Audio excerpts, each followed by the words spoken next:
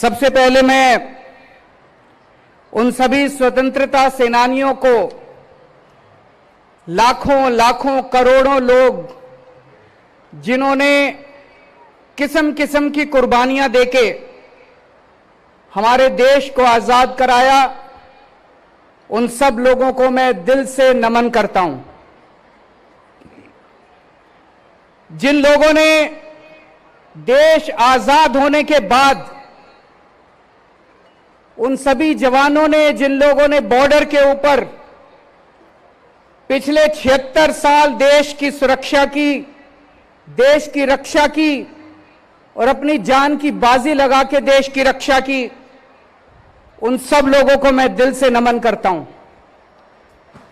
जिन लोगों ने पिछले 76 साल में किस्म किस्म के क्षेत्रों में, अलग अलग क्षेत्रों में दुनिया भर में भारत का नाम रोशन किया, आज स्वाधीनता पर्व के अवसर पे मैं उन सब लोगों को नमन करता हूं। अभी कुछ दिन पहले हमारी प्यारी दिल्ली में प्राकृतिक आपदा आई थी, भीषण बाढ़ आई थी। यमुना का स्तर इतना बढ़ गया था जितना आज तक दिल्ली के इतिहास में कभी उतना यमुना का स्तर नहीं बढ़ा था। लेकिन सभी दिल्लीवासियों ने मिलकर दिल्ली सरकार के साथ, केंद्र सरकार की मदद से इस आपदा का सामना किया और मुझे खुशी है कि हम उस आपदा का सामना करने में सफल हुए। कुछ लोगों के घरों में क्षति हुई, उन लोगों का सामान नष्ट हो गया था। सरकार की तरफ से हम लोगों ने उन्हें हर संभव प्रयास, हर संभव सहायता देने की मदद की, कोशिश की। दोस्तों, आज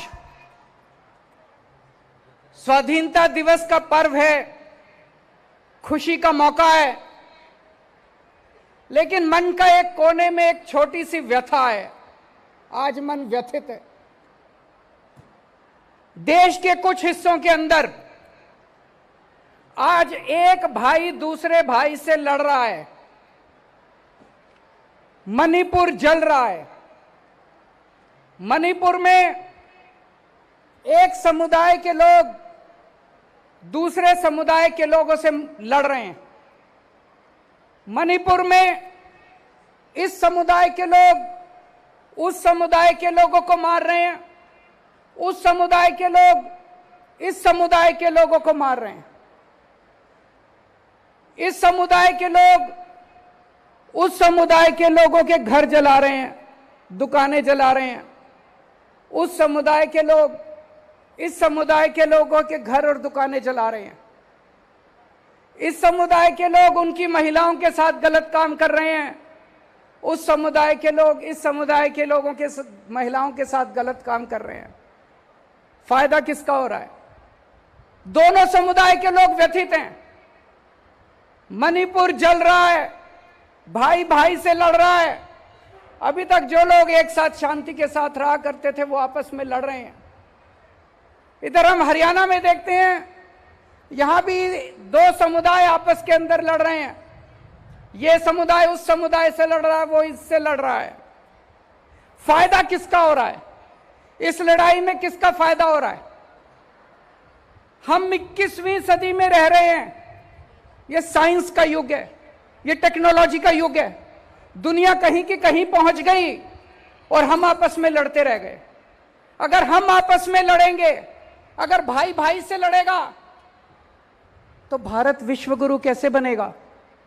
हम लोग तो रोज कहते हैं कि भारत विश्वगुरु बनेगा, भारत विश्वगुरु बनेगा।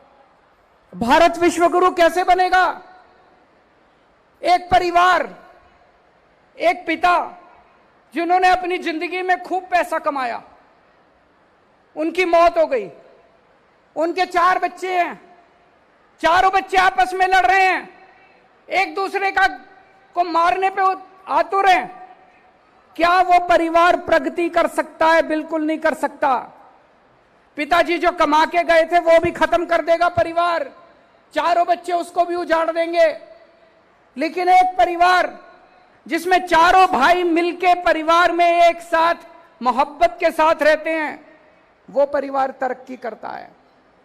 अगर हमें विश्व गुरु बनना है, अगर हमें देश को तरक्की देनी है, विकास देना है, अगर हमें दुनिया में नंबर 1 देश बनना है, तो 140 करोड़ लोगों को एक परिवार की तरह रहना पड़ेगा। 140 करोड़ लोगों को एक टीम की तरह रहना पड़ेगा।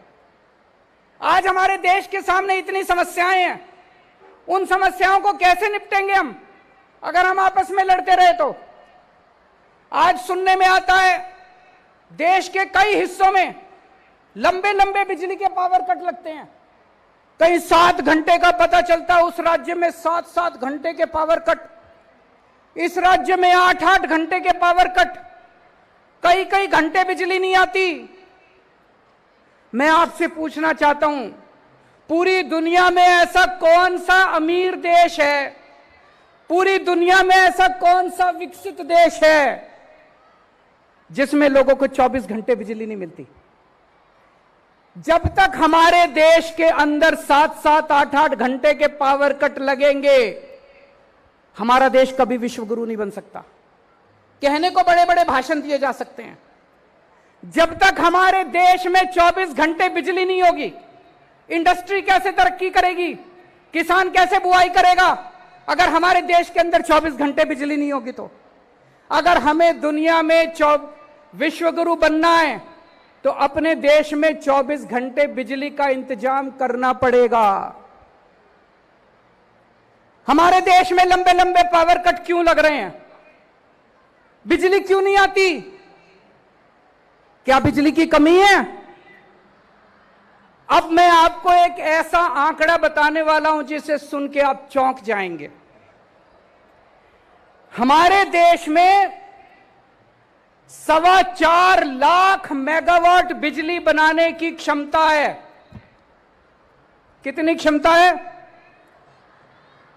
4.25 लाख मेगावाट बिजली उत्पादन करने की क्षमता है। यानी कि हमारे देश में इतने पावर प्लांट हैं कि वो सारे अगर 100% क्षमता पे काम करें तो 4.25 लाख मेगावाट बिजली बना सकते हैं। और हमारे देश की बिजली की डिमांड कितनी है? पीक डिमांड, यानी कि सबसे ज्यादा डिमांड। जैसे दोपहर के टाइम में सारे लोग एसी चला लेते हैं तो सबसे ज्यादा बिजली, उसको पीक डिमांड कहते हैं। पीक डिमांड हमारे देश की केवल 2 लाख मेगावाट है। हमारी 4.25 लाख मेगावाट बिजली बनाने की क्षमता है, लेकिन केवल 2 लाख मेगावाट बिजली की डिमांड है। फिर भी बिजली नहीं आती, फिर भी पावर कट लगते हैं, फिर भी हमारे घर में बिजली नहीं पहुंचती। क्यों? क्या कारण है? मिसमैनेजमेंट, भ्रष्टाचार, लैक ऑफ विजन। पहले दिल्ली में भी ऐसा ही था। 2015 में जब हमारी सरकार बनी थी, मेरे को याद है 2014 की गर्मियां मेरे को आज तक याद है, जब रात को 7-7, 8-8 घंटे के पावर कट लगा करते थे। दिल्ली में हमने ठीक कर दिया। यहां भी मैनेजमेंट खराब था, दिल्ली का मैनेजमेंट हमने ठीक किया। आज पूरे देश में दिल्ली अकेला शहर है जहां 24 घंटे बिजली आती है। अब दिल्ली में पावर कट नहीं लगते, अब दिल्ली में बिजली नहीं जाती। लोगों ने जनरेटर खरीदने बंद कर दिए, इन्वर्टर खरीदने बंद कर दिए। अब दिल्ली में 24 घंटे बिजली आती है। पंजाब में भी पहले यही हाल था, लंबे लंबे पावर कट लगते थे, बिजली आती नहीं थी, 6-6 घंटे के, 7-7 घंटे के। अभी 1 साल हुआ पंजाब में सरकार बने हुए, पंजाब में 24 घंटे बिजली आनी चालू हो गई है। पंजाब में भी अब 24 घंटे बिजली आती है। देश में भी 24 घंटे बिजली आ सकती है अगर हमारी 4.25 लाख मेगावाट बिजली बनाने की क्षमता है तो हमारे देश के अंदर भी 24 घंटे बिजली आ सकती है। मैनेजमेंट ठीक करना है, भ्रष्टाचार खत्म करना है। 3 से 4 साल लगेंगे। 3 से 4 साल के अंदर पूरे देश के अंदर 24 घंटे बिजली आ सकती है, पावर कट खत्म हो सकते हैं। और जब देश में पावर कट खत्म होंगे, 24 घंटे बिजली आएगी, तभी तो हमारा देश विश्व गुरु बनेगा। लंबे लंबे पावर कट से विश्व गुरु कैसे बनेगा? एक और बात है, कोई पावर प्लांट अगर 50% कैपेसिटी पे चलता है तो वो जो बिजली पैदा करता है वो बहुत महंगी होती है। और अगर 100% कैपेसिटी पे काम करता है तो वो बहुत सस्ती बिजली पैदा करता है। अगर हम अपनी पूरी 100% क्षमता पे 4.25 लाख मेगावाट बिजली पैदा करनी चालू कर दें, देश में बिजली के रेट आधे हो जाएंगे। हम बिजली एक्सपोर्ट करना चालू कर देंगे, दूसरे देशों को भारत बिजली देना चालू करेगा और अपने देश के अंदर 24 घंटे बिजली आनी शुरू हो जाएगी। तभी मेरा भारत विश्व गुरु बनेगा। मैंने दिल्ली में मुफ्त बिजली देनी चालू की। 200 यूनिट तक लोगों के बिजली के बिल हमने माफ कर दिए। कुछ लोगों ने मेरा बहुत मजाक उड़ाया। पंजाब में जब सरकार बनी, पंजाब के अंदर भी हम लोगों ने लोगों को बिजली मुफ्त देनी चालू कर दी कि अगर आपका 200 यूनिट तक का बिजली का बिल आता है तो आपको बिजली का बिल नहीं भरना पड़ेगा। कुछ लोगों ने मेरा बहुत मजाक उड़ाया, कुछ लोगों ने मेरी बहुत निंदा की, कुछ लोगों ने कहा केजरीवाल फ्री की रेवड़ी देता है। आज मैं देश के सामने 2 विकल्प रख रहा हूं। पहला विकल्प, अगर हमें पूरे देश के 140 करोड़ लोगों के 200 यूनिट तक के बिजली के बिल माफ करने हैं,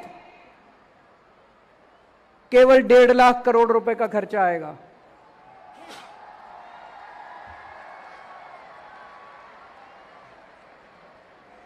अगर हमें अपने देश के 140 करोड़ लोगों के 200 यूनिट तक के बिजली के बिल माफ करने हैं तो केवल 1.5 लाख करोड़ रुपए का खर्चा आएगा। और अभी हम अखबारों में पढ़ते हैं कई बार कि 4 बड़े बड़े अरबपतियों के 1.5 लाख करोड़ रुपए के बैंकों के कर्जे माफ कर दिए। मैं आज देश के सामने 2 विकल्प रख रहा हूं कि क्या 140 करोड़ लोगों के 200 यूनिट बिजली के बिल माफ होने चाहिए या 4 अरबपति लोगों के 1.5 लाख करोड़ रुपए के बैंकों के कर्जे माफ होने चाहिए। देश तय कर ले, जो देशवासी कहेंगे वही होना चाहिए। एक और बात मैं आपसे प्रश्न पूछना चाहता हूं, जब तक हमारे देश में पैदा होने वाले हर बच्चे को अच्छी शिक्षा नहीं मिलेगी, क्या हमारा देश विश्व गुरु बन सकता है? नहीं बन सकता। आप कोई अमीर देश उठा के देख लो, Japan, France, Tokyo, America, Canada, Italy, कोई यूरोपियन कंट्री उठा के देख लो, डेनमार्क, स्वीडन, कोई अमीर देश उठा के देख लो, वहां हर बच्चे को, चाहे अमीर का बच्चा हो चाहे गरीब का बच्चा हो, अच्छी से अच्छी शिक्षा मिलती है। सरकारें शिक्षा देती हैं, गरीबों को सरकारें अच्छी से अच्छी शिक्षा देती हैं सरकारी स्कूलों में। हमारे देश में 25 करोड़ बच्चे स्कूल जाते हैं। कितने? 25 करोड़ बच्चे स्कूल जाते हैं। इनमें 17 करोड़ बच्चे सरकारी स्कूलों में जाते हैं। अगर दिल्ली की बात छोड़ दे, अधिकतर सरकारी स्कूल कबाड़ खाने बने हुए हैं देश के अंदर। अधिकतर सरकारी स्कूल खटारा बने हुए हैं। टॉयलेट नहीं है, पीने का पानी नहीं है, बिल्डिंग टूटी पड़ी है, छत छू रही है, पंखे टूटे पड़े हैं, बैठने को डेस्क नहीं है, कोई पढ़ाई लिखाई नहीं है। बुरा हाल है सरकारी स्कूलों का देश भर के अंदर। अगर 17 करोड़ मेरे देश के बच्चे ऐसे सरकारी स्कूलों में पढ़ रहे हैं, शिक्षा के नाम पे उनको जीरो, क्या मेरा देश विश्व गुरु बन सकता है? नहीं बन सकता। जब तक एक एक बच्चे को अच्छी से अच्छी शिक्षा नहीं दी जाएगी, तब तक हमारा देश विश्व गुरु नहीं बन सकता। केंद्र सरकार ने अभी एक कार्यक्रम शुरू किया है, पूरे देश में 14,500 सरकारी स्कूलों को ठीक करने का। 5,000 करोड़ रुपए खर्च करके 14,500 सरकारी स्कूल केंद्र सरकार ठीक करेगी। पर पूरे देश में तो 10 लाख सरकारी स्कूल हैं। 10 लाख सरकारी स्कूल। 5 साल में अगर हम 14,500 स्कूल ठीक करेंगे तो 10 लाख सरकारी स्कूल ठीक करने में तो 150-200 साल लग जाएंगे। आज मैं आपके सामने एक प्लान रख रहा हूं। 5 साल के अंदर देश के सारे 10 लाख सरकारी स्कूल शानदार बनाए जा सकते हैं, फर्स्ट क्लास बनाए जा सकते हैं, वर्ल्ड क्लास बनाए जा सकते हैं। देश के सारे 10 लाख सरकारी स्कूलों को प्राइवेट स्कूलों से अच्छा बना देंगे, वर्ल्ड क्लास बना देंगे। जैसे दिल्ली के सरकारी स्कूल चमका दिए, आज दिल्ली के सरकारी स्कूल प्राइवेट स्कूलों को पीछे छोड़ रहे हैं। दिल्ली के सरकारी स्कूलों के नतीजे प्राइवेट स्कूलों से ज्यादा अच्छे आ रहे हैं। हमें करना आता है। पहले दिल्ली के सरकारी स्कूल ठीक किए, अब पंजाब के सरकारी स्कूल शानदार बनाए जा रहे हैं। जो खर्च हम लोगों ने दिल्ली में किया सरकारी स्कूलों को ठीक करने का, मैंने सारा हिसाब किताब करा, जमा जोड़ किया। अपने देश के सारे 10 लाख सरकारी स्कूलों को ठीक करने के लिए 6 लाख करोड़ रुपए का खर्चा आएगा।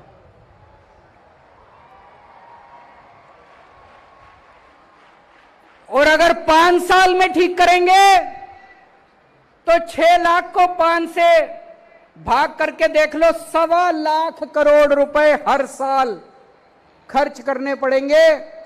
1.25 लाख करोड़ रुपए भारत जैसे देश के लिए, अपने लिए कोई ज्यादा नहीं है।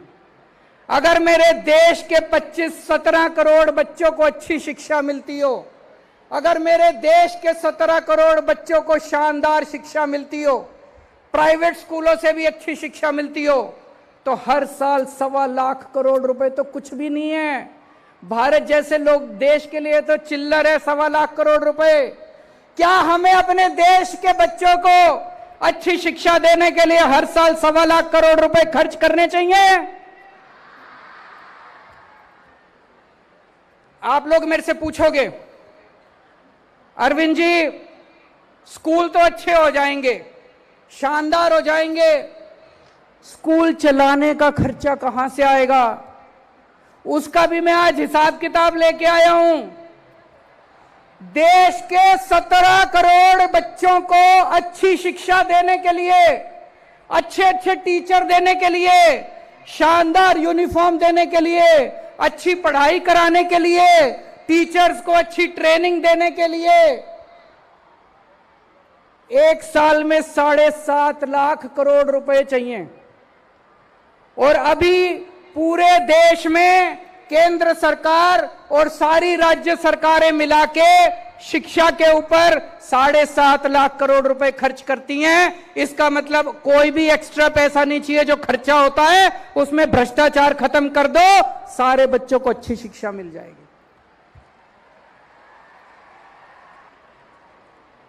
दोस्तों, मेरा सपना गरीब की गरीबी दूर करना नहीं है।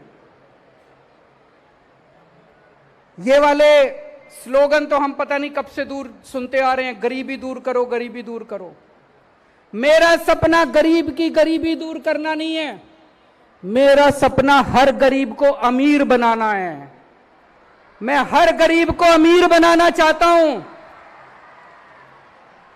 और हर गरीब तब अमीर बनेगा जब उसका बेटा इंजीनियर बनेगा, जब उसका बेटा डॉक्टर बनेगा, जब उसके बेटे को शानदार शिक्षा मिलेगी। एक मजदूर के बेटे को जानता हूं, उसके पिताजी दिहाड़ी करते हैं, मुश्किल से 4-5 हजार रुपए महीना कमाते हैं। दिल्ली के अंदर 4-5 हजार रुपए महीने में कुछ नहीं होता। उसके बेटे ने सरकारी स्कूल में पढ़ते पढ़ते इस बार वो इसका एडमिशन इंजीनियरिंग में हो गया। अब जब वो बच्चा पास करके निकलेगा, 2 लाख 3 लाख रुपए महीना तनख्वाह, उसकी शुरुआत की तनख्वाह 2 लाख रुपए महीना होगी।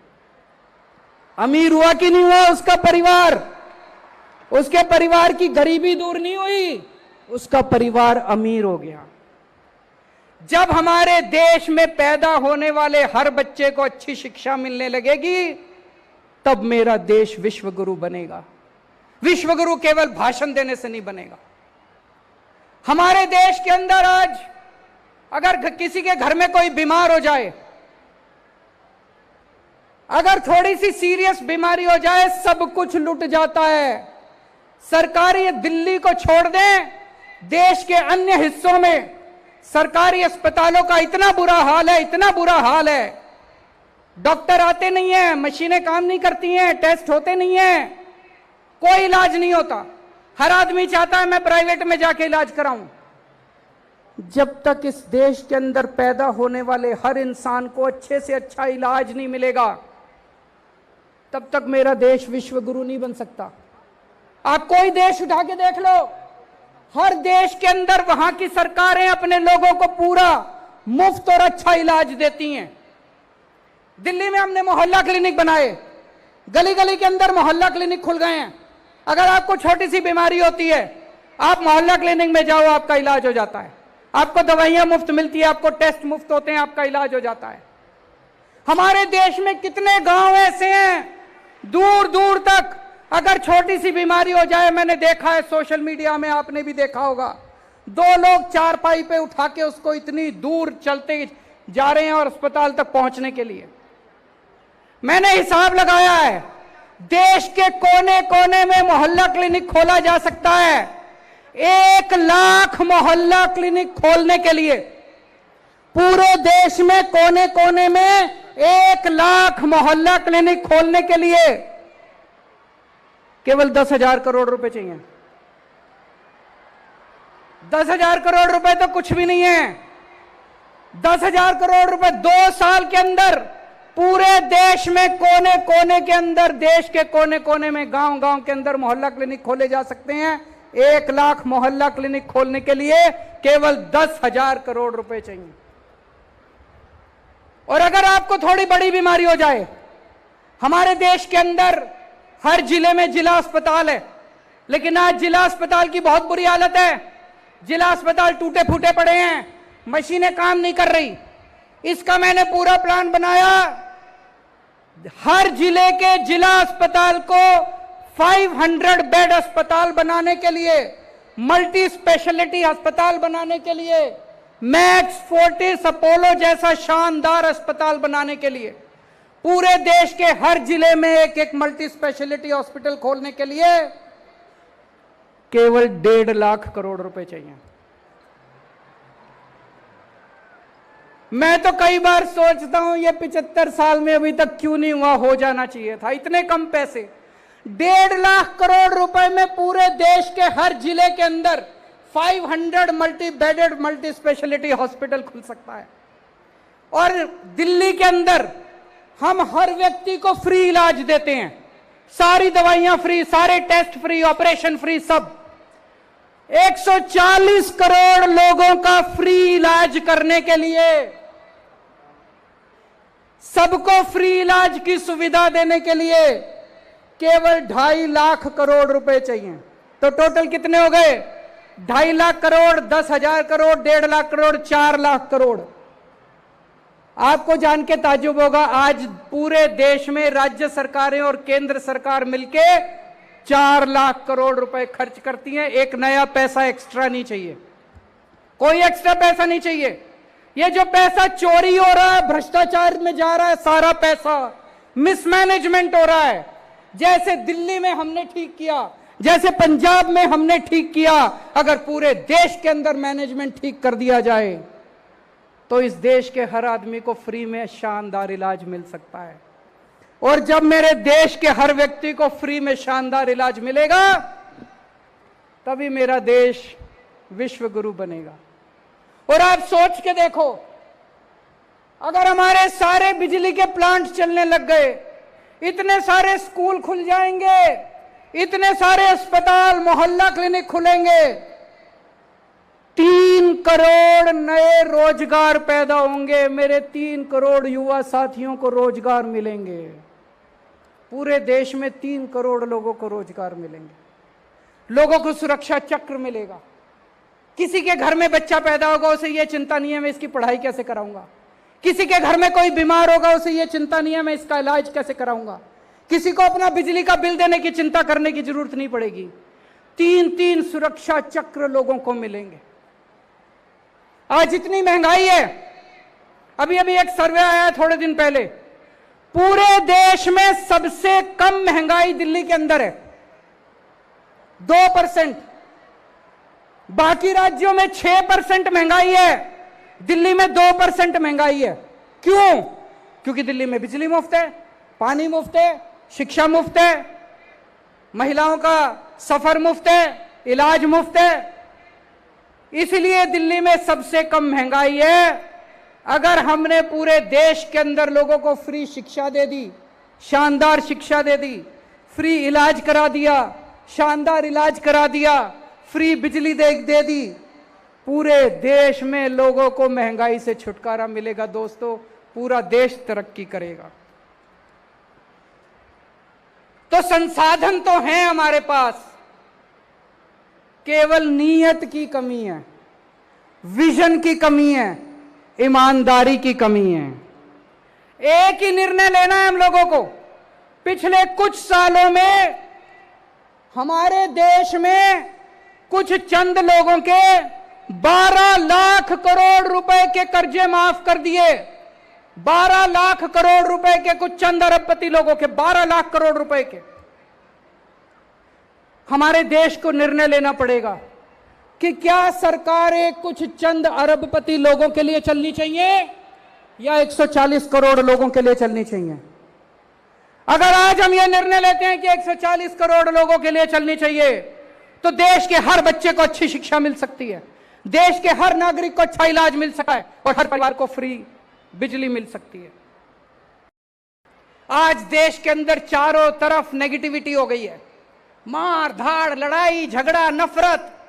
सोशल मीडिया उठा के देख लो, इतने लड़ाई झगड़े चल रहे हैं।